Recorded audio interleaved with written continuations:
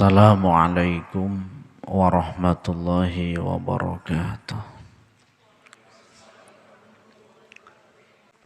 Santri semuanya yang saya muliakan. Alhamdulillah wa syukurillah. Pagi ini kita dapat teruskan kegiatan rutin kita. Teriring doa atau terus menerus kita meminta, memohon kepada Allah Subhanahu wa Ta'ala diberikan kebaikan untuk kita menjalani hidup di dunia ini dan untuk bekal kehidupan akhirat nanti. Salawat dan salam semoga senantiasa tercurahkan kepada baginda Nabi Agung Muhammad sallallahu alaihi wasallam. Terus menerus kita juga meminta berdoa semoga kita sekalian diakui sebagai umatnya dan akan diberikan pertolongan. Amin ya rabbal alamin. Biqaulina Allahumma sholli wa sallim wa barik ala sayyidina Muhammadin wa ala alihi wa sahbihi ajma'in. Santri semuanya yang saya muliakan. Kitab ini memberikan pandangan, mengarahkan pandangan agar kita terus bisa hidup dalam kebahagiaan. Tidak hal yang kebalikannya yaitu kesedihan. Ya, jadi kitab ini berorientasi kepingin membawa kita semua yang membaca untuk hidup dalam kebahagiaan, tidak hidup dalam kesedihan. Karena seperti yang kemarin diulang-ulang, di awal, di tengah, di belakang, bahwa kesedihan yang terus-menerus ada, itu tidak ada nilai positifnya. Hanya sebagian kecil saja sedih yang bernilai positif. Seperti kenapa kita terus-menerus melakukan hal yang buruk sedangkan kita bisa merubah hal buruk tersebut menjadi hal yang baik. Tapi kita belum mampu. Maka kita terus bersedih, maka kita terus menyesali akan perbuatan itu. Itu baru sedih yang ada manfaatnya. Selain sedih-sedih yang model begitu, semuanya harus ditinggalkan. Karena memang pengaruh daripada sedih itu sangat besar. Di sini disampaikan dawuh saking sahabat Ali. Pertama dawuh dari Al-Imam Al-Arzaq di dalam kitabnya, yaitu kitab yang diberi judul At-Tib. Tib itu bisa dimaknai pengobatan, tib juga bisa dimaknai medis. Atau tib bisa juga dimaknai istilah sekarang medikal. Beliau mengatakan, ketahuilah sesungguhnya yang merusak hati itu diantaranya adalah keprihatinan, kesusahan. Hati yang terus-menerus ada kesusahan di dalamnya, hati yang terus-menerus ada keprihatinan di dalamnya, itu membawa seseorang dalam keterpurukan. Ya, kemarin juga sudah disinggung bahwa power seseorang, gerak seseorang bisa runtuh disebabkan karena kesedihan, karena keprihatinan. Wa ruhatuhu fil farhi was surur. Sedangkan Hati yang terus-menerus bisa bahagia, hati itu yang kemudian akan muncul hal-hal yang baik darinya. Maka pandai-pandailah kita semua mengelola pikiran dan hati kita untuk terus enjoy, untuk terus bisa bahagia. Karena bahagia itu tidak harus mahal. Tidak. Bahagia itu tidak harus mewah. Bahagia itu tidak harus elegan. Enggak. Bahagia itu juga tidak harus idealis. Tidak harus. Jadi bahagia bisa dikelola dengan sesuatu yang murah. Bahagia tidak harus kita punya sesuatu yang megah, yang enggak. Siapapun yang bisa mengelola pikiran dan hati untuk bisa bahagia, maka dia akan bahagia. Bahkan di sini disebutkan oleh sahabat Ali karamallahu wajhah. Aqwa khalqi rabbi ibnu Adam. Makhluk Allah yang paling kuat pertama adalah ibnu Adam, manusia. Sing paling kuat itu sinten? Menungso. Cara ngendikane sahabat Ali. Di kowe iki termasuk bagian daripada makhluk Allah yang terkuat. Karena apapun bisa disulap oleh manusia. Jadi bisa disulap.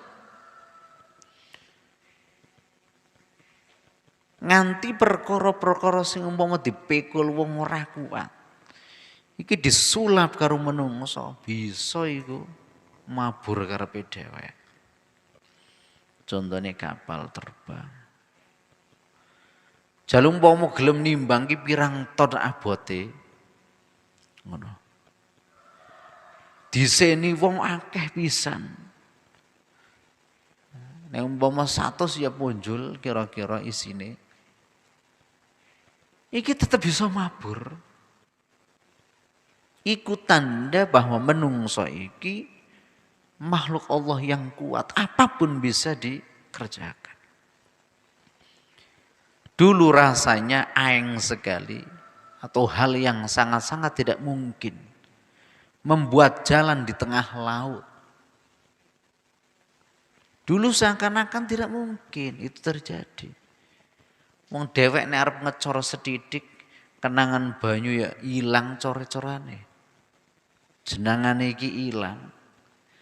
Tapi ternyata Suramadu itu membuktikan bahwa kekuatan manusia luar biasa. Jal saka Surabaya ya tekan Madura diwehi jembatan nganake dawane pira kae. Bisa iku. Itu tanda kekuatan bahwa manusia itu makhluk Allah yang kuat. Gunung bisa dikeduki. Contohnya Freeport. Bisa jadi emas. Ana melesing biji besi. Engko wis dadi besi iki diplengkongake. Besi sing wis rupane gedhe banget iku bisa lebur menjadi seakan-akan seperti air. Lah emas iki kan atos ngono kae. Ketika dipanasi karo sing jenengane menungsa, lebur iku. Ketika sudah lebur dicetak apapun, maka dia akan nurut. Atose wesi kan atos banget. Orang percaya jajar sampai nendang iku saka. Nek ora samparane sampai sing pekro. Atos banget.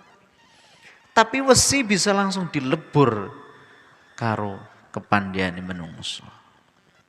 Jadi jangan aneh ketika Al-Quran mengancam manusia nanti orang-orang yang tidak diberikan rahmat oleh Allah ya, yang tidak diberikan ridho oleh Allah kemudian dimasukkan dalam neraka, kemudian yang akan disiramkan kepada manusia tersebut itu adalah besi yang sudah meleleh menjadi air.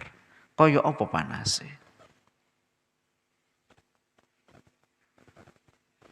Ketika bara api itu berasal dari kayu bakar, masih bisa dinalar karena amoh kayu niku. Tapi ketika besi sing atau sing kaya ngono niku bisa meleleh menjadi seperti bubur dan itu ditempel lagi menungso, yakin jeblok awake menungso. Dan itu ada. Nek ora percaya ndeloken mawon pabrik-pabrik sing diarani pabrik smelter. Walah, medeni. Itu menandakan bahwa manusia itu adalah makhluk yang kuat. Tapi wa aqwa minhu as-sukru alladhi yuzilu al-aqla. Ada yang lebih kuat daripada manusia. Yaitu sifat mendem.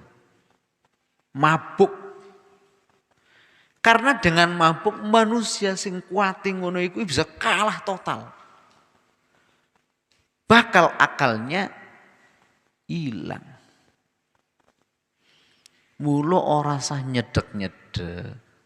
Gak usah mendekat dengan sesuatu yang membawa kita kepada mendem, mabuk, rasa.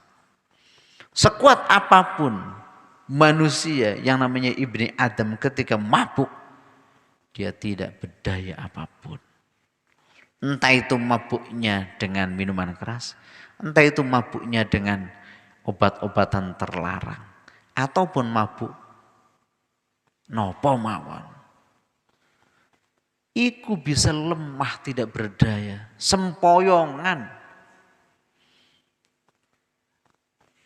Kadang-kadang saking dene kacone bisa turu nang emperan, turu nang trotoar, turu nang pinggir dalan, bahkan nang tengah dalan iki bisa turu.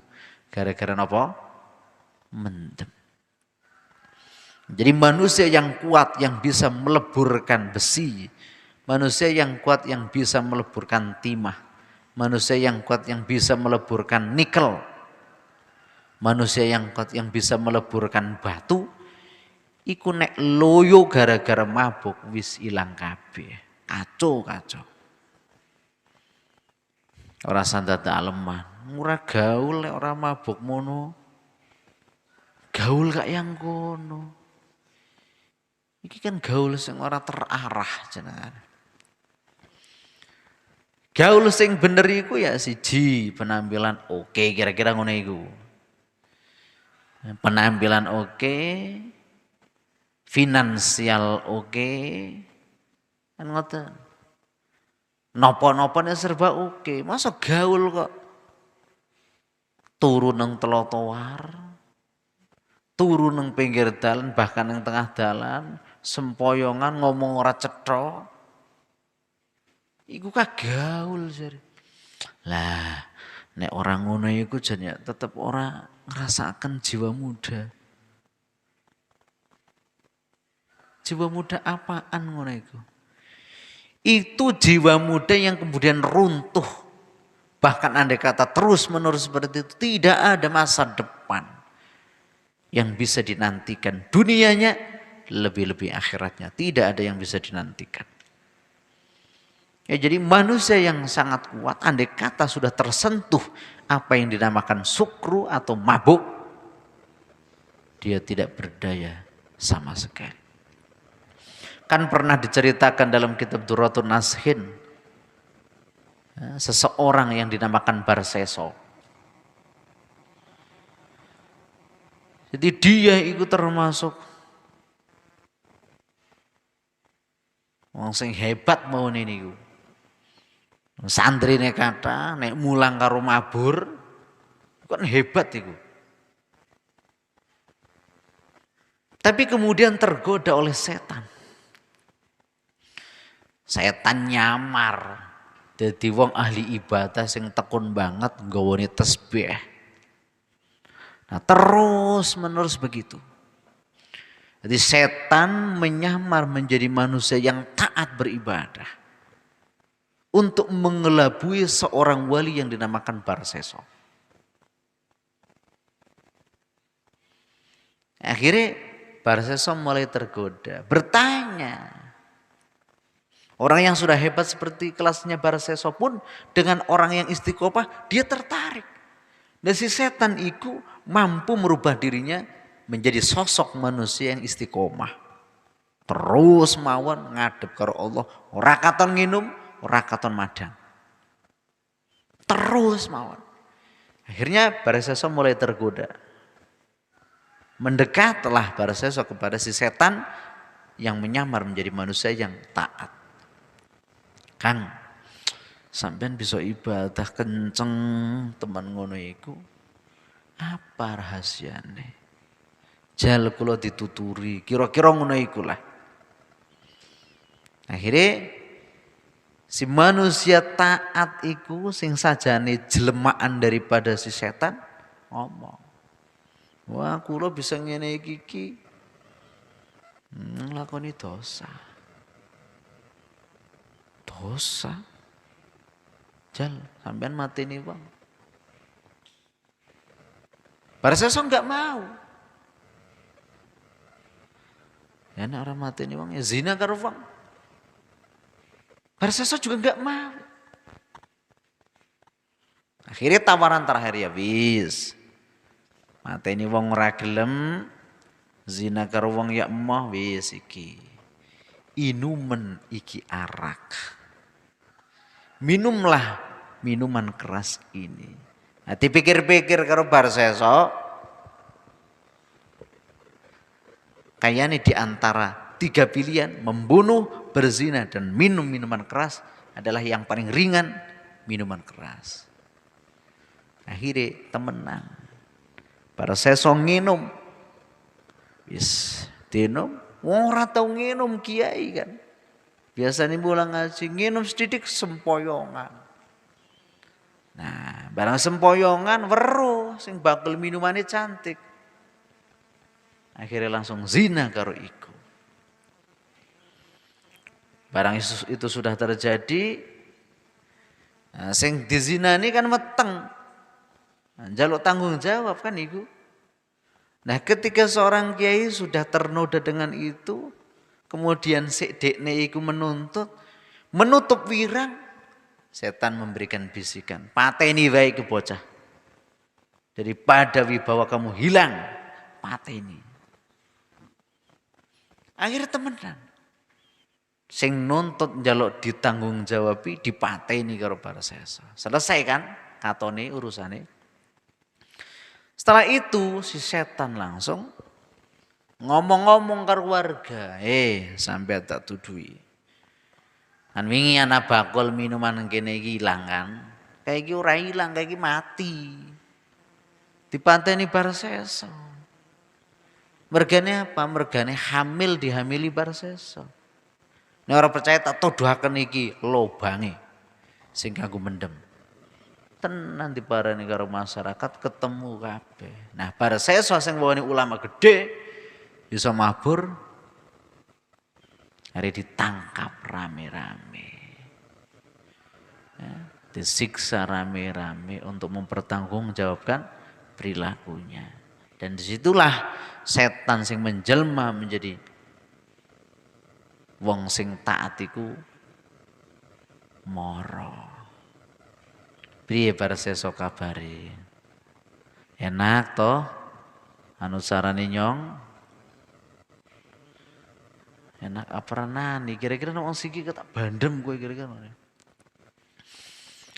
Lah sampean sing aweh arahan ngene iki jal nyong saiki ditolong. Jari Barseso ne matur karo si setan yang menjelma orang yang taat iku.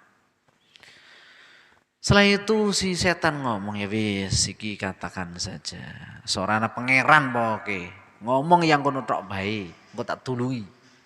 Barseso emoh. Tapi pada akhirnya Barseso juga mengiyakan. Dan akhirnya tidak husnul khotimah. ngelakoni zina, ngelakoni mateni Allah. Gara-gara apa? Gara-gara mendem. Makanya memang manusia seperti kita adalah makhluk hebat, makhluk yang kuat. Tetapi ketika sudah menyentuh apa yang dinamakan minuman keras sampai kemudian membuat dirinya ketagihan terus, ya sudah selesai. Akal hilang, pikiran hilang, sing ini waras hilang kabeh. Yang awalnya bisa berpikir positif, enggak ada positifnya. Untuk itu pergaulan dijaga. Itu maha dahsyat itu. Terus wa aqwa minhu an-naum. Ternyata mendem iku kalah karo turu. Kenyataannya wis nek sempoyongan. Nah, begitu turu ya mblek kok. Ora bisa berdaya apapun. Paham betul? Di makhluknya Allah sing nomor telu sing paling kuat ternyata. Dan ini lebih kuat daripada mendem, iki lebih kuat daripada manusia itu sendiri, yaitu tidur. Mulane nek kowe ya, kowe kabeh. Wis ketemplokan sifat turu, ya wis. Ngaji ya turu, dongengan ya merem, madang ya turu, ngadeg pe karo turu. Kan kebangetan. Salat pe karo turu. Salat subuh assalamualaikum warahmatullahi salam barbare batire wis wiridan akhirnya milun jokong. Ya ki salate prige.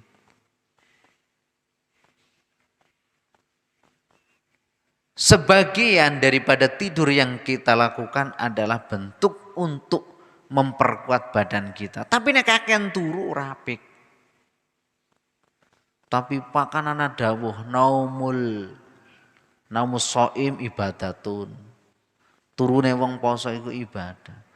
Ya betul, turune iki ibadah apa maning meleke. Lebih ibadah lagi. Apalagi kanggo maca Qur'ane, apalagi kanggo wiridane, apalagi kanggo aktivitas yang baik, apalagi kanggo mencari rezeki yang halal. Itu lebih daripada pahala sing didapat gara-gara turu.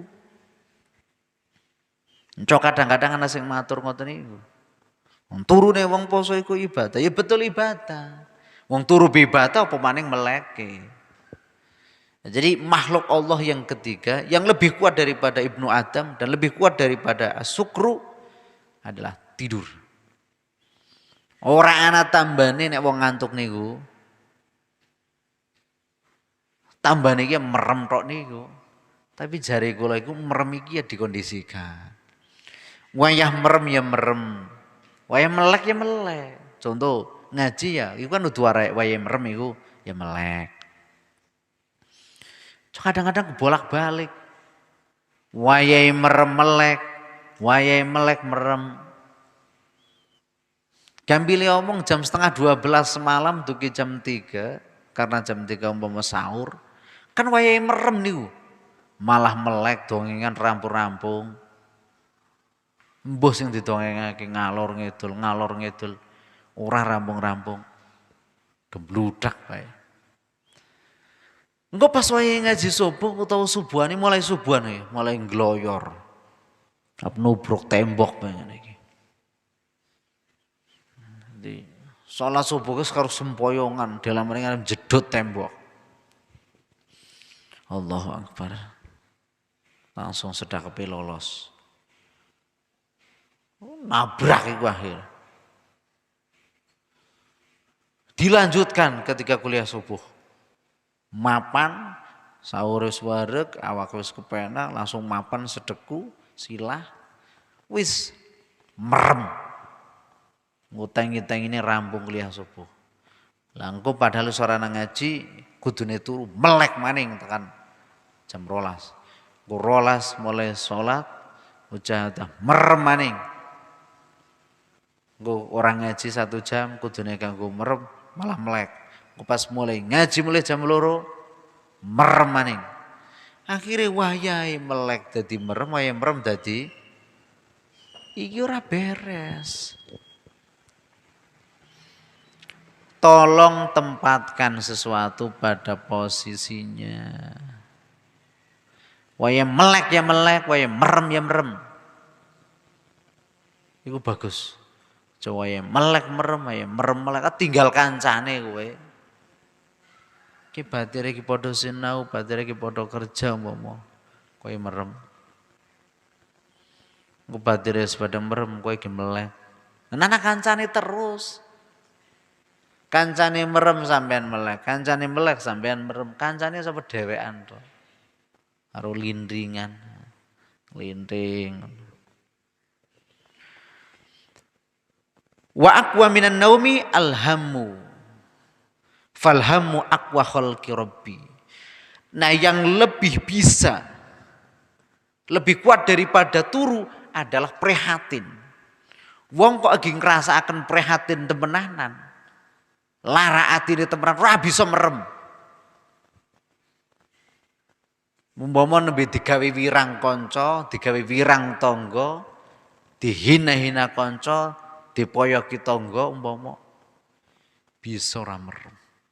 Kelingan iku terus.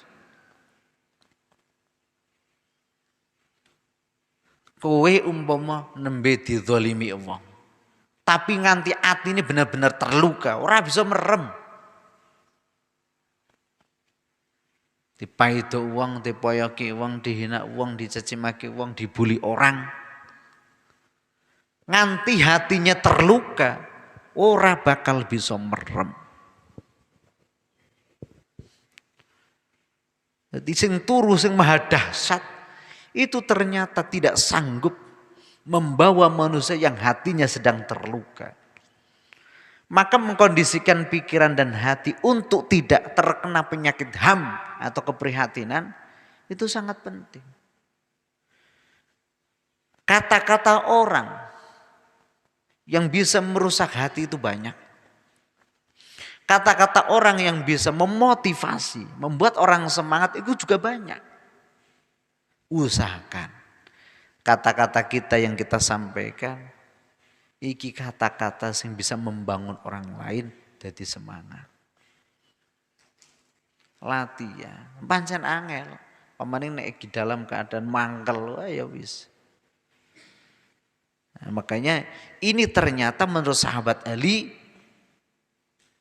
makhluknya Allah yang paling kuat bukan manusia, bukan mabuk, bukan tidur, tetapi prihatin. Gara-gara atine sedang teriris-iris, atine sedang terluka, hatinya sedang tercabik-cabik oleh omongan orang lain, maka tidur tidak akan mampu menghantarkan kepada niku. Mulane atine niku dijaga ben ora duwe rasa prihatin. Lah prihatin niku sebabnya apa diantarane? Terluka hati itu kadang-kadang disebabkan karena apa? Menurut tengriki awak dewek iki sering nyawang wong sing sendure dewek dalam urusan rezeki, dalam urusan kesehatan, dan dalam urusan yang serba materi. Iku sing cok kadang-kadang dewek iki melang-melang. Mulane nopo? Anjurane unzuru ila man asfala minkum wala tanduru ila man huwa fawqakum fa huwa ajdaru alla tazdaru nikmatallah. Nek arep nyawang-nyawang wong liya dalam urusan materi, wong sing sak ngandhape mawon. Ben apa? Ben dhewek iki tetep bisa ngerti nek awak dhewek iki ana nikmat sing kathah. Barbare syukur karo Allah. Nek nyawange kok wong sing ndure dhewek dalam urusan material ya Allah. Payah. Dari iki didhawuhake niki. Salah satu dawuh saking Aun bin Abdillah bin Utsbah. Dekne menceritakan kisahnya. Aku wis tahu kekancan karo wong sugih. Ketika iku kaya-kaya kula ora tau weruh wong sing luwih prihatin ketimbang aku. Baleni Aun bin Abdillah bin Utsbah tahu curhat tentang pribadinya. Ketika aku berteman, bersohib, berkarib dengan orang-orang kaya, hati ini rasanya sangat prihatin. Bahkan saya tidak melihat orang lain yang seprihatin saya. Arodabatan khairan min dabati. Saya lihat kendaraan dia lebih baik daripada kendaraan saya. Wa thauban khairan min saubi. Saya lihat fashion dia lebih mewah daripada fashionku. Iki dadi nek kancanane iki karo wong sing yang kono dhewek loro. Loro temenan. Padha karo sampean siki kan sampean kok kadang-kadang aleman. Ono Atlas, ono Wadimor, ana Gajah Duduk, ana Gajah Mungkur, ana Utsman bin Affan. Lah kowe tuku BHS. Kancane kan nyawang terus akhirnya. BHS Jan. BHS Jan. Apik BHS pancen ka. Nyong nyenggol sedidik be lunyu rasana Jan. Ngono iku dadine. Iku rapi kok rapi. Asale kelasnya gen kelas cilik kan usah dadak yang kon. Nanti disangka orang macam-macam. Oleh duit sing ngendi kayak bocah. Ngono dadine.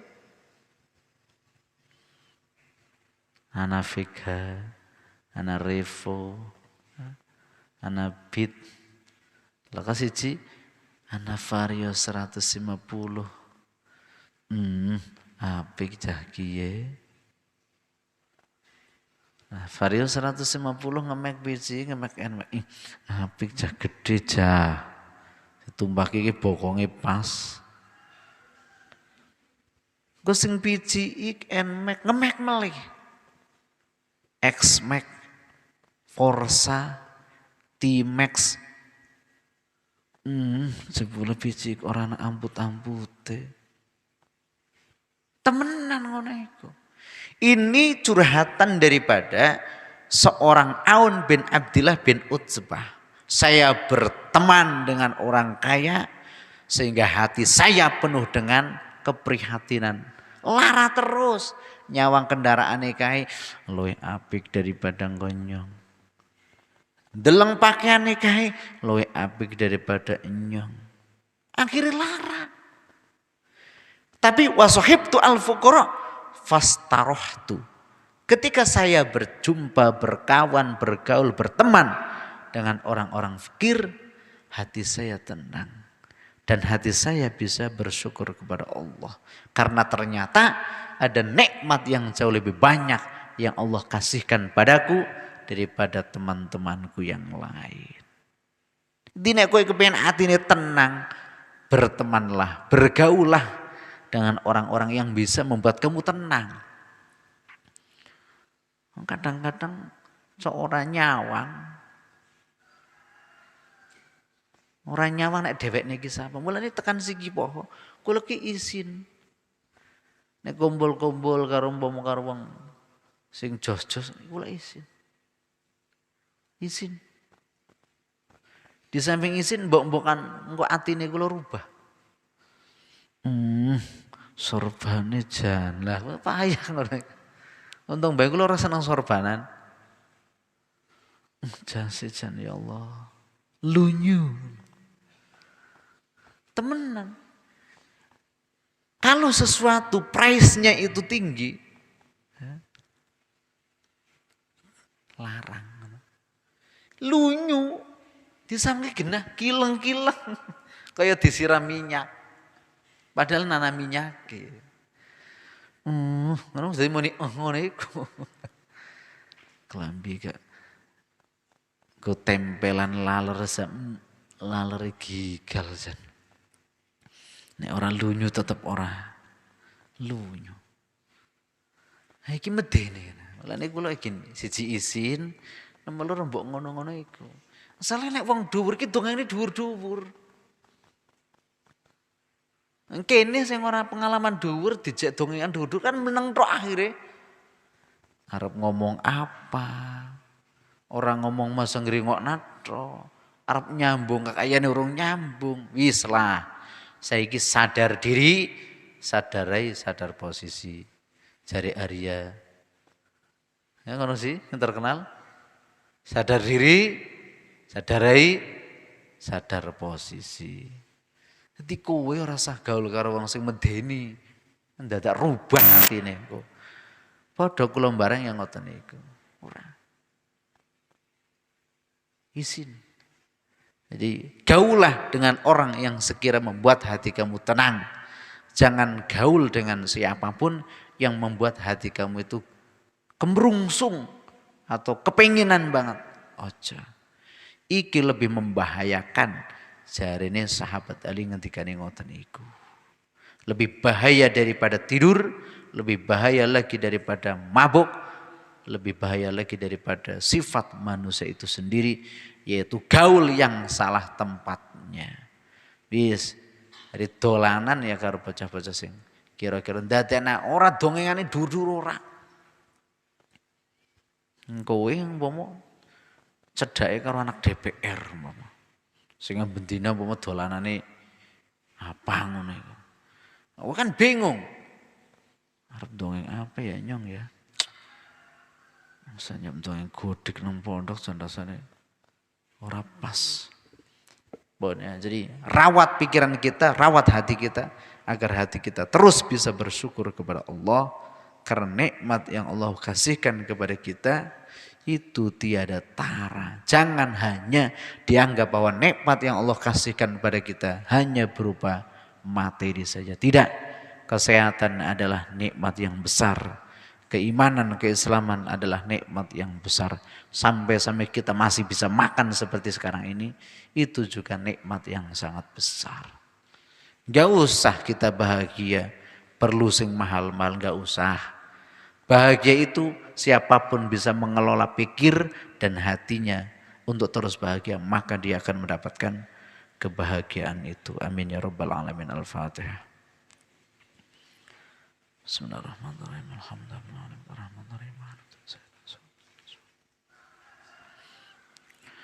Bismillahirrahmanirrahim. Allahumma inni astaghfiruka ma 'allamtani faradduhu ilayya inda hajati ilayhi wa la tansanihi ya rabbal alamin. Assalamualaikum warahmatullahi wabarakatuh.